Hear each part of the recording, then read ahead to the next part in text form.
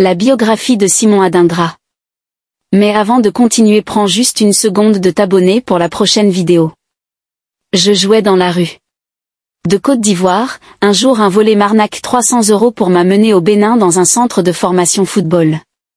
À ce temps je travaillais dans un restaurant. Sur place, je lavais des assiettes dans les restaurants en échange d'un peu d'argent et de repas. Je jouais dans la rue de mon quartier. Dès le plus jeune âge, le football était ma passion. Je voyais le parcours de grands frères comme Didier Drogba et je voulais les imiter. En me voyant jouer dans la rue, une connaissance m'a dit « Simon, ce serait mieux que tu sois encadré dans un centre de formation football. » J'ai alors rejoint un centre d'Abidjan où je m'entraînais 2 fois par semaine, le mercredi et le samedi, tout en continuant mon parcours scolaire. Puis un jour, un coach est venu voir mes parents en disant qu'il connaissait une bonne académie au Bénin qui avait besoin de jeunes talents comme moi. Mon père, décidé, toujours voulu que je devienne footballeur et a accepté que je parte. Il fallait payer une somme d'environ 300 € à ce gars et je suis parti au Bénin avec 9 autres jeunes Ivoiriens. Sauf que ce coach était un volé. Il avait tout inventé et est parti avec notre argent. Il n'y avait ni académie ni logement pour nous sur place. Nous étions 10 au Bénin, à l'âge de 12 ans, livrés à nous-mêmes sans l'aide de personne. Nous n'avions même pas d'argent pour nous nourrir. Il y avait alors 2 possibilités, soit retourner en Côte d'Ivoire, soit attendre et voir si une opportunité arrivait. Nous avons décidé de rester tous ensemble et de faire des petits boulots pour commencer à gagner de l'argent. Nous avons des assiettes dans les restaurants de Bénin en échange d'un peu d'argent et de repas.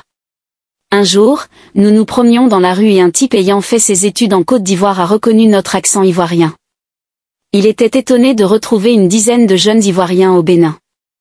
Nous lui avons expliqué la situation et il a été scandaleux par les conditions dans lesquelles nous vivions. Il a tout fait pour nous trouver une autre maison et a eu l'idée de créer une petite académie de football avec les 9 jeunes et moi. Au fil du temps, d'autres joueurs ont intégré le centre et c'est devenu une réelle académie au Bénin.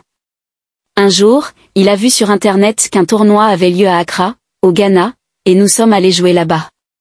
Je suis toujours en contact avec lui, il est d'ailleurs venu me voir jouer lors d'Union Zultoir-Regem début février. Pendant le tournoi au Ghana, des recruteurs de l'académie Right to Dream ont été charmés par mes prestations et m'ont proposé de faire un test de 2 semaines au sein de leur centre de formation assez réputé. Là-bas, tout était très professionnel avec une belle organisation et des coachs diplômés même si ce n'était pas facile pour moi au début, car je ne parlais pas anglais. Le matin, nous avions un moment de prière tous ensemble avant d'aller à l'école. L'après-midi, nous avions entraînement. Je suis resté là-bas durant 2 ans et j'ai joué avec Kamaldine Sulmana qui évolue actuellement à Southampton ou encore Mohamed Kudus de l'Ajax à West Ham actuellement. Un témoignage rapporté par François Garit. Merci de partager la vidéo.